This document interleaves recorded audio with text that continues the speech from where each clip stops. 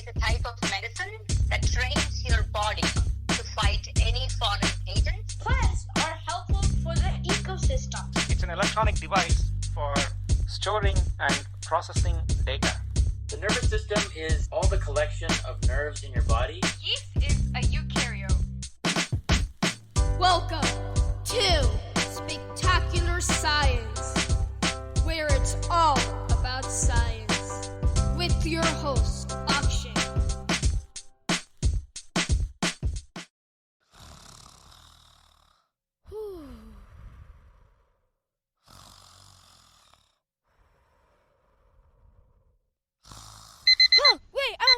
I'm awake!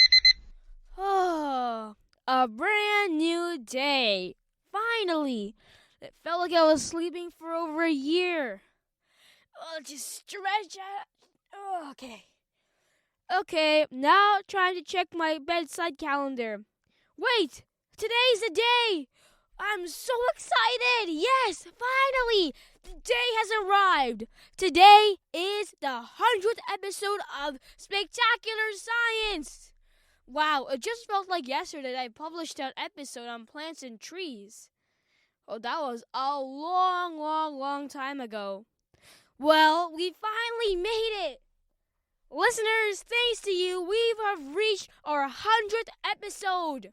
And this episode is going to be filled to the brim with excitement and celebration. Let's get right into it. And time for the unveiling of today's episode's topic. It is music. Music is all around us, from our theme song to just parties. You hear music everywhere you go, even on the streets. But how do we make music? And what goes in our brain when we hear music? Well, in this episode, we're going to be talking to two experts.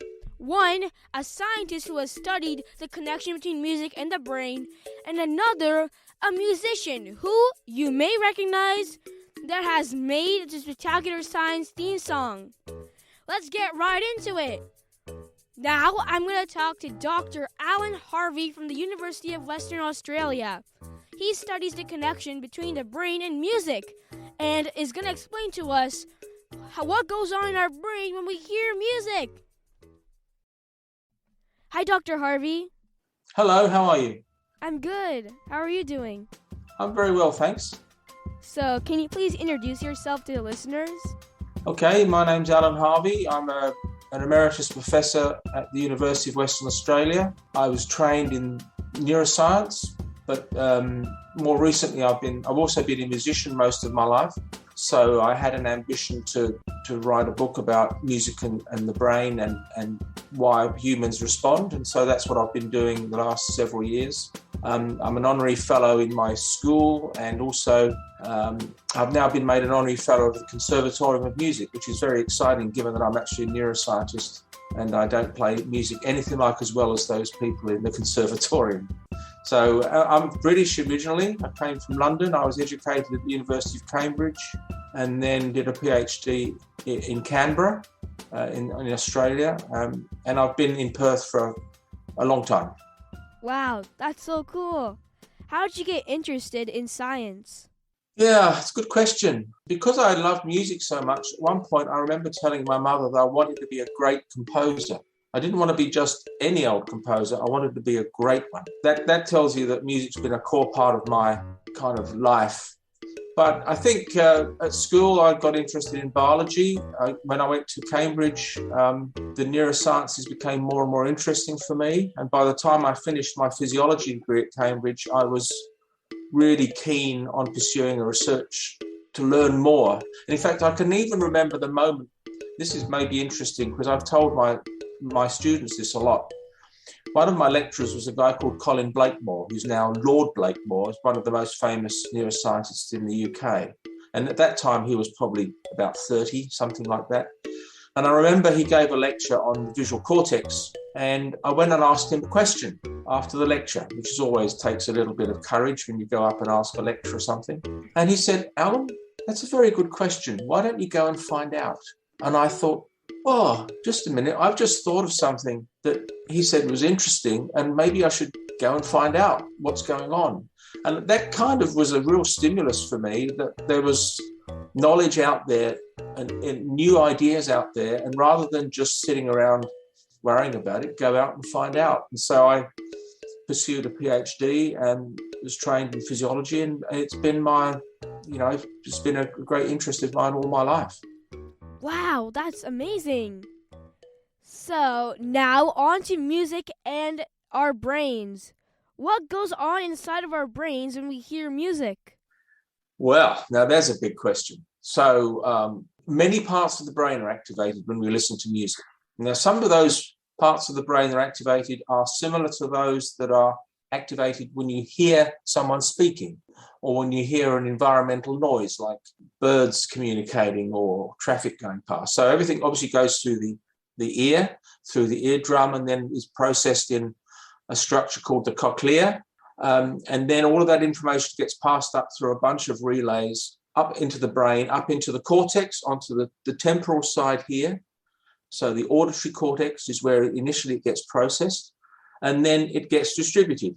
Now, if you compare the processing of speech and language, speech and music, then you find that there are some areas of overlap. So, for example, what I'm doing now in speaking, you notice that I'm changing my pitch a little bit. I go up, I go down, I go loud, I go soft, I go quickly, I go slowly. These are all features of music as well, yes, of course. So there are some common elements, but then beyond there are different circuits processing music in different parts of the cortex. A lot of it emphasized on this right-hand side, whereas speech, at least for right-handers, is on the left-hand side processed. So there's a slight sort of hemispheric difference between the left and the right sides. And also the other part of the brain, not just the cerebral cortex, but there are regions in what's called the limbic system, which is a complex system involved in emotion and memory and arousal. And music really seems to activate those regions very strongly, which is, I think, why music has such a powerful effect in terms of raising our emotions, arousing us, but also enhancing our memory. Okay, so there are many, many reasons. There are different regions involved in processing rhythm, beat, melody, the sound of an instrument. These are all that you can find these different places doing different things.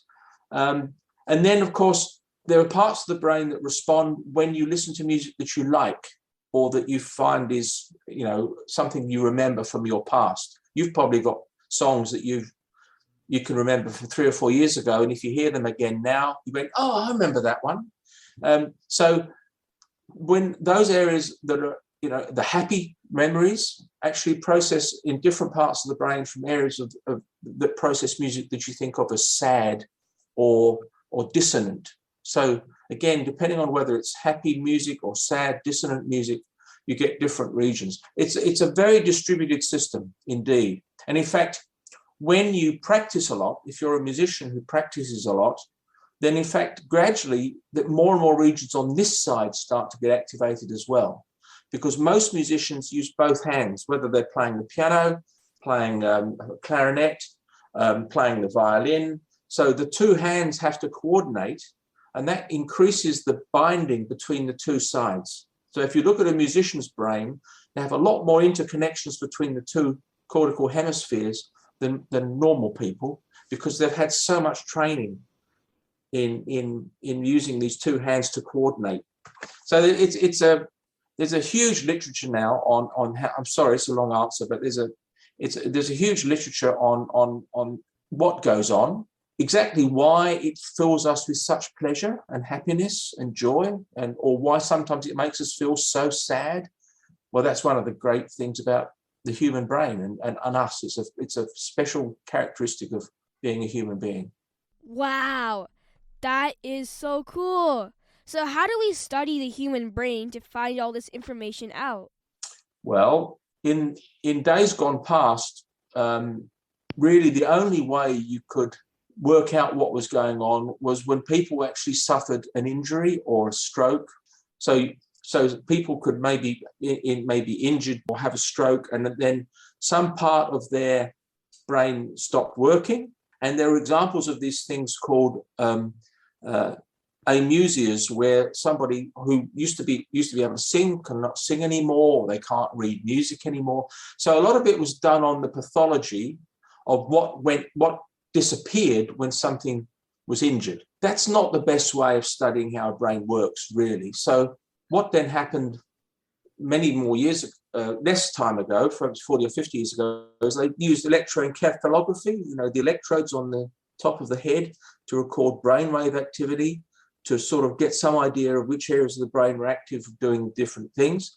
But in the last 20 years or so, the big breakthrough has been the magnetic resonance imaging machines. And your listeners will probably know about these big machines, and your parents or grandparents would have maybe been in one, because you can actually image the brain, the structure of the brain. But more importantly, with this thing called functional magnetic resonance imaging, because oxygenated blood that carries oxygen and blood that doesn't have any oxygen has a different characteristic in these machines, you can use that to work out which parts of the brain are active when doing something or thinking something. And using this thing called fMRI, people have now been able to really dissect out which parts of the brain, for example, respond to a melodic line, which parts of the brain respond to a beat, which parts of the brain respond, and so on and so forth. So gradually, these things have been teased apart by using these imaging machines. That's the real power now, I think. That's where most of this work is being done. That's very interesting. So what does music mean to you personally? Oh, I think it's been I can't imagine life without it. It's just impossible to imagine. And I've, as I said, played in a lot of bands. I've sung in choirs. I've done solo gigs. I listen to rock. I listen to folk, classical. I listen to music every day. And so I think in my life, especially, and this is another important thing I'd like to emphasize to young people, get together and play music with people. You don't have to be very good at it. Sing with people, play with people, dance with people in big groups, because music is a big driver of social cooperative interactions. It's really good for you. It's good for exercising. It's good for the development of various cognition. It's good for language. And for me, it actually, my playing with other musicians or singing in choirs, when you do that, you forget all your day-to-day worries, because you're immersed in the act of music making and so on and so forth. And it has an effect on blood pressure. It has an effect on all sorts of the immune system. It's basically good for you. So as a release valve for me in my life, when I've got really stressed trying to write grants or worrying why this publication hasn't been accepted or this experiment didn't work, escaping into music is a lifeline. It lets the pressure out. It's wonderful. Wow. So what advice do you have for kids who want to go into the field of science? Follow your dreams, I think, really. I've had a lucky career in many ways. I've worked in many continents. As I mentioned to you earlier, I spent 3 years in the United States, so you travel a lot. I think you just have to have a genuine interest. And what I used to tell my students in my classes was, if you're the sort of person that wants to know, likes to get up to the edge of where knowledge sort of finishes, where there are still questions and there are unknowns, right? And you want to look over the edge and you think, now, I want to know what's out there. I want to know why doesn't this work? What is it we don't understand? Then if you've got that kind of interest, and it could be in physics, chemistry, mathematics, could be in engineering, could be in biology, neuroscience, like my discipline, you just want to know more. And if you get lucky enough to be able to get into research programs where you can actually make new knowledge, you can discover new things. I mean, how exciting is that, to be able to push back the boundaries of things? I mean, that's what science can do. And with any luck, of course, good science, an honest science, is a good thing for the planet. It's good for the environment. It's good for our social well-being. It's good for all the things that you would like humanity to progress forward in a peaceful, harmonic way. So yeah, if you want to get into it, if you've got some good teachers, brilliant. But start asking questions. Start thinking about why did that happen? Why when I shut this eye and then I look through this eye, why does the world seem to move? Or how did I pick up that pencil? Or just start asking questions. Why does that animal communicate like that? Why does it look that color? Why does the sun rise in the morning and set in the evening? All those magnificent things. Go and find out and make new knowledge. Wow, science really is endless, and there's just endless possibilities on what you just study. And that's why I really love science. Thank you so much for talking to me, Dr. Harvey. I really enjoyed this interview, and also I learned so much that I didn't know about music and our brains. Very welcome, and good luck to everybody listening. Now that we know the science behind music and our brains, it's time to learn about how we compose music. And I'm going to be talking to Charan Ramachandran about that. You may recognize him because he made our theme song and all the other music that you hear in all the episodes. So, please welcome Charan! Hi, Charan! Hey, Akshay. So, can you please introduce yourself to the listeners? Yeah, my name is Charan Ramachandran. I'm Akshay's older cousin. I just graduated from the University of Georgia. I'm planning on working as a software engineer in the Bay Area. And in my free time, I like to produce music. Yeah, and what are the steps you take in order to produce music? So there's a couple of different things I like to do. So my main genre is hip-hop. And a big thing in hip-hop is sampling. So what sampling is you get an old song and you take parts of it and you flip them in a certain way to make them sound different and add your own flavor to it. So if I make sampling beats, the steps I take are looking through a catalog of older songs. And if I find something I like, I record a snip of it and then I, chop it up in whichever way I think would sound good, and I go about it like that. But another way I also enjoy making music is just playing on the piano, playing chords that I really like and really like the sound of, and adding layers with that. So what are the steps you took to create the Spectacular Science theme song?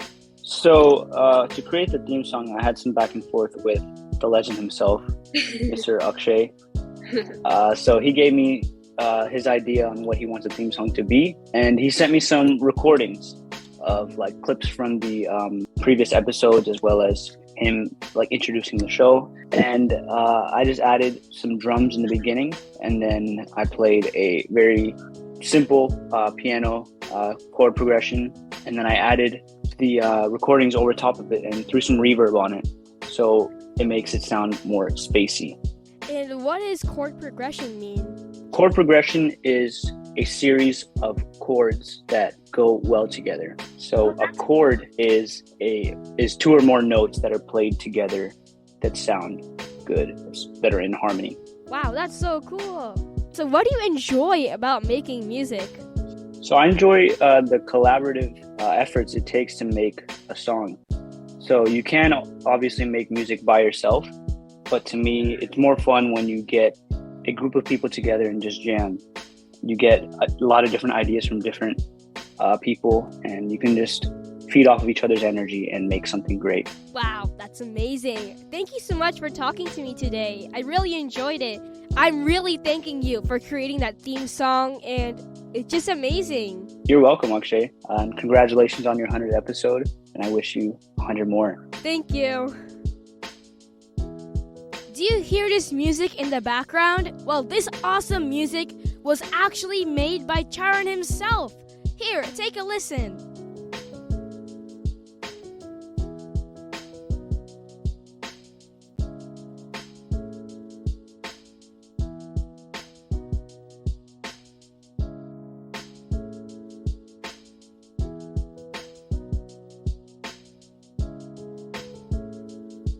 Wow, what a journey has been from the first episode of Spectacular Science all the way to the 100th episode. And I really have to thank all of you listeners. You've powered through and have kept listening to my podcast, which has really encouraged me. And I'm just so excited that we've reached a very, very big milestone of this podcast. You can encourage me a lot by subscribing to this podcast wherever you're listening right now. This really helps me share science with all the kids in the world. My mission when starting this podcast was to share my love of science with everyone in the world, and I really need your help to do that. Please share this podcast with your friends and family and ask them to follow and listen to this podcast. This really helps me accomplish my goal to spreading the love of science to all the kids in the world. Science is all around you. Really, all around you. If you just look around you, every single thing that you see has its own science behind it. And that is what I'm trying to bring to the world. That show them that there's so much science in this world and there's so much out there waiting to be discovered by the next generation of young scientists like me. Remember to spread the word.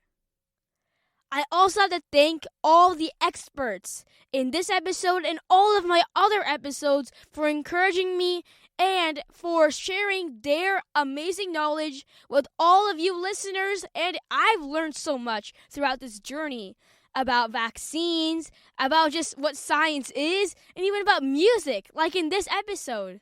Thank you so much for everything. This is the end of Season 4 of Spectacular Science. We'll be back with brand new episodes of Spectacular Science with Season 5 on August 23rd, 2022. That's August 23rd, 2022. Until then, keep thinking about science. And remember to sign up for our Spectacular Science membership, where you can get the fact of the day, a fun science fact every day. Also, check out our blog where I write about science. That's at spectacularsci.com/blog. Also, remember to subscribe to the Spectacular Science YouTube channel. The link is in the show notes. Spectacular Science is produced and hosted by me, Akshay. Our theme song is by Charan Ramachandran.